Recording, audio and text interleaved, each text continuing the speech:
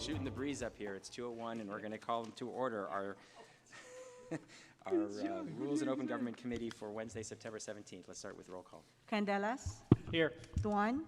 Here. Foley absent. Kamei. Here. Cohen. Here. We have a quorum. All right, thank you. We're going to start by reviewing our council agenda for next Tuesday, September 23rd. It's being noticed for 9:30 closed session, 1:30 regular session, and consent starts on page 4, and continues on pages 5, 6, and 7. We have section 3, the status of open audit recommendation. Section 6, our stormwater management annual report. Section 8, Gateway Tower loan commitment and land purchase. And also the consolidated annual performance and evaluation report. We have one item on land use consent. Do we have any public comment on this agenda? No public comment.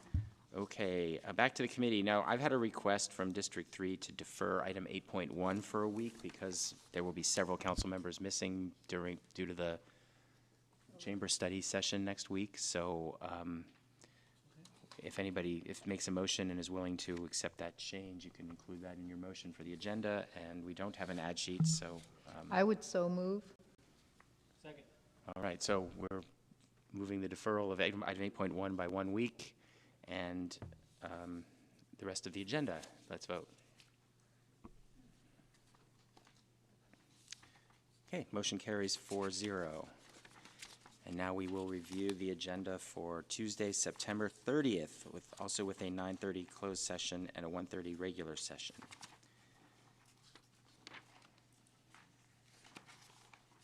Consent starts on page 5. Continues on pages 6 and 7. Section 3, we have the approval in terms of an agreement with POA and the focus area semi-annual status report.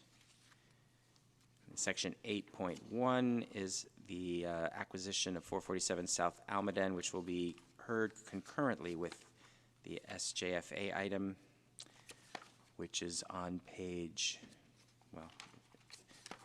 listed on the agenda on page 12. We'll get to that. We have 2 items on land use, 10.2, 10.3, and a joint City of San Jose Council and Financing Authority, Housing Authority agenda meeting for an item on page 12. No Any public comment. comment? All right, back to the committee. Move for approval. Second. All right, let's vote. All right, motion carries 4-0. Thank you. And we're on to our consent calendar. There's 4 items on rules consent today. Do we have any public comment on consent? No public comment. Okay. Second. We have a motion and a second. Let's vote on consent. All right, that motion carries 4-0. We have 2 items under section C. The first is a policy memo that was submitted by Councilmember Ortiz. We briefly discussed that at a council meeting a couple weeks ago. We referred it to rules to refer to the investment policy review. Are there any public comment first? No public comment. Okay. Back to the committee for any questions or discussion. Anybody want to? All right, Councilmember Kamei. Thank you so much. I know that this type of, sort of looking at our investment policy and what is that, is being asked to be looked at more carefully. So I would only say that as we're looking towards the March 2026 timeframe, there may be other types of things.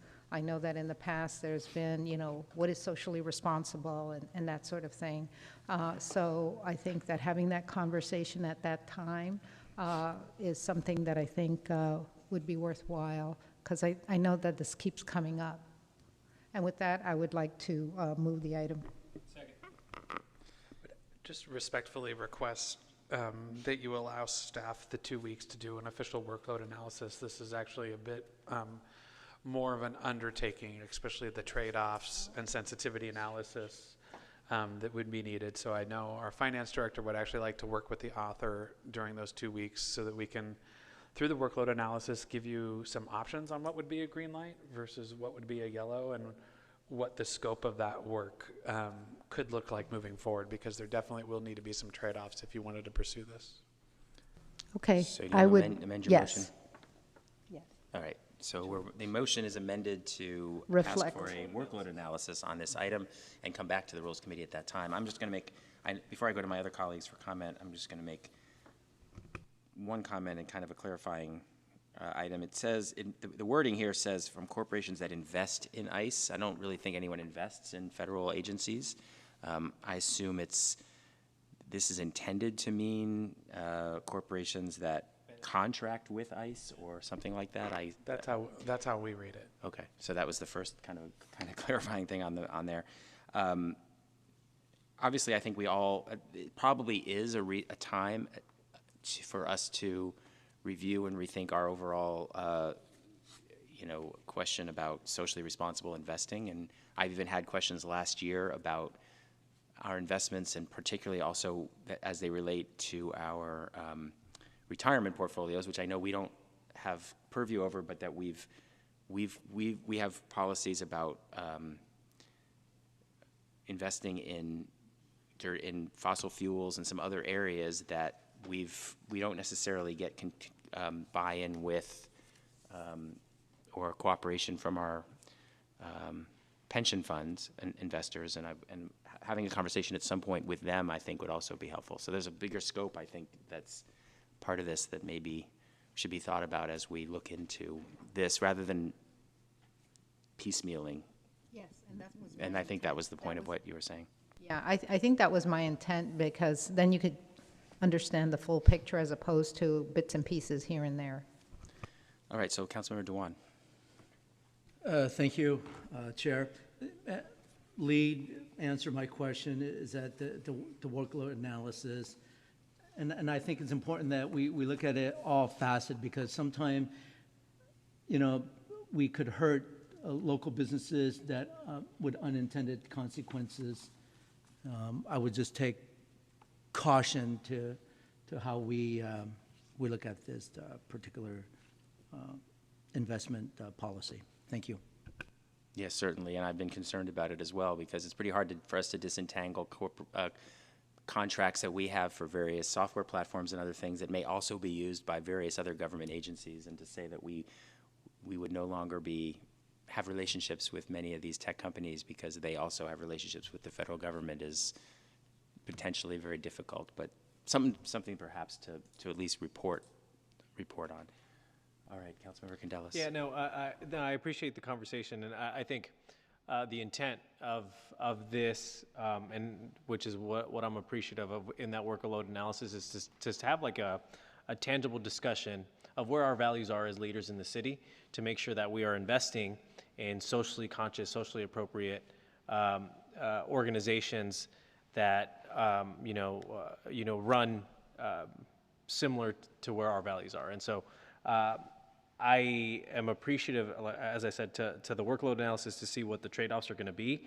But again, I think more importantly is a conversation of where we as a city are investing in, because there's a lot of portfolios and a lot of companies and a lot of investments that we can make that have similar yields and similar benefits to us as a city for our finances, that are more aligned to where our values are as leaders. And so I appreciate the opportunity to have this conversation, and do hope that our department, that our finance department, work closely with the author's office to scope out something that we can appreciate and take our city where our residents and the people who elected us want it to go. So thank you. That's all I have for now.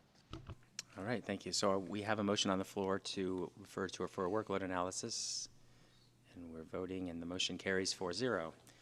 Thank you. And now the second item is a memo to ask for support for Assembly Concurrent Resolution 71 related to Little Saigon Freeway.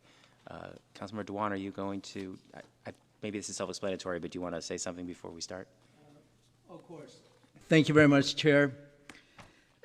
First of all, I want to say thank you to Assemblyman Ashkara for bringing this ACR 71.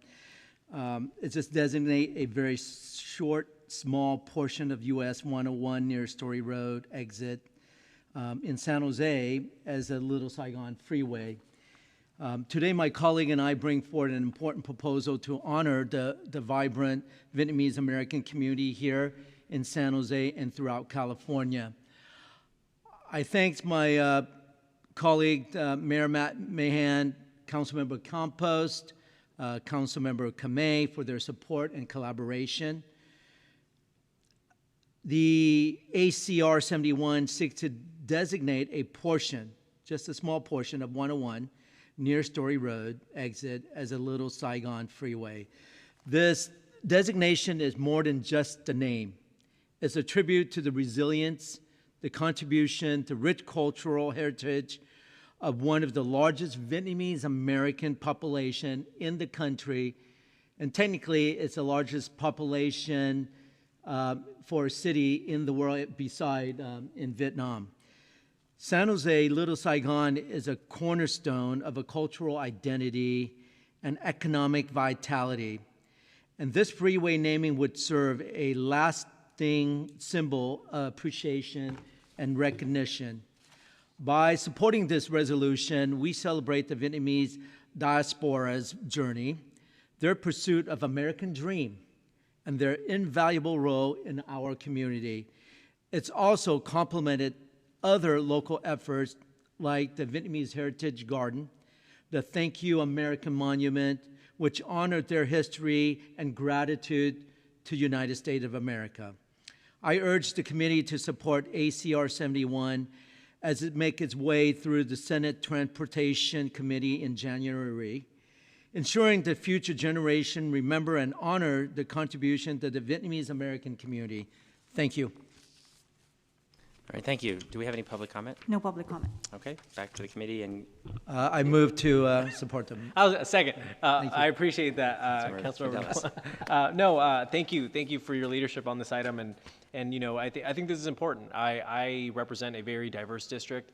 The Tully Road, which we share, is very, very representative of our Vietnamese community. In fact, you know, the Lion Plaza is in my district. So, Councilmember Duan, this is super exciting, and thanks to Assemblymember Ash Kalra for his leadership on ushering this through the legislative process, which we all know is a long one.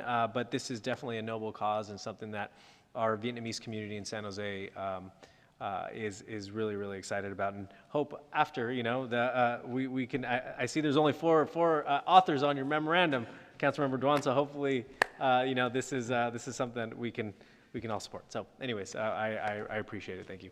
I appreciate it, and I just want to say that I'm proud that I also 40% of my constituents are Hispanic, and this last weekend we went out and celebrated the Hispanic Independence Day, and it was fantastic. And every year I think we're doing it better and better, and I'm very proud of being part of it. Thank you. all right. I assume he couldn't choose which one of us to join the memo, so he left off a fifth. All right, let's vote on this item. All right, that motion carries 4-0, and we are moving on to open forum. We have public comment. Jeff, please go ahead and make your way to the podium. You have 2 minutes to speak.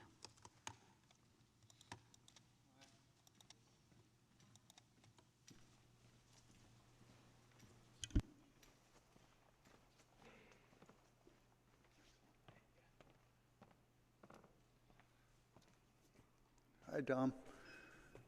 Jim Bell, remember? Okay. This is just an idea right off. You wouldn't have heard anywhere else. I think that the homeless encampment that took root because of, in Guadalupe Park took root because of lack of access. More is needed than clearing out once it becomes entrenched. My idea is to create a pedestrian viaduct across the tracks to enter the park on Coleman Avenue between Heading Street and West Taylor Street.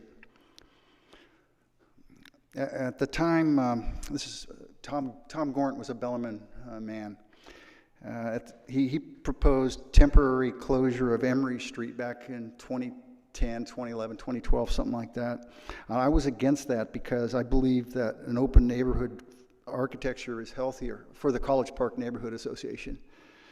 Okay, and so I think that the sale of Emory Street to Bellarmine worked against San Jose regional planning. The former grade crossing on Stockton behind Bellarmine's baseball field is where a pedestrian way is possible to enable safe access to Guadalupe Park for the good of all. And I also wanted to say that federal funding would be attractive for a project of this sort because it addresses the root of the problem. And my idea stems from the sale of that one block section of Emory Street in 2012. And I gave to Councilman Mulcahy a letter about that background, which is, in my view, a Brown Act related issue that should be looked at. And this is important because there's a land use development proposal on the 30th that I'd like to speak to on that regard. All right. Back to the committee. Thank you so much for the public comment, and our meeting is adjourned at 2:17 p.m.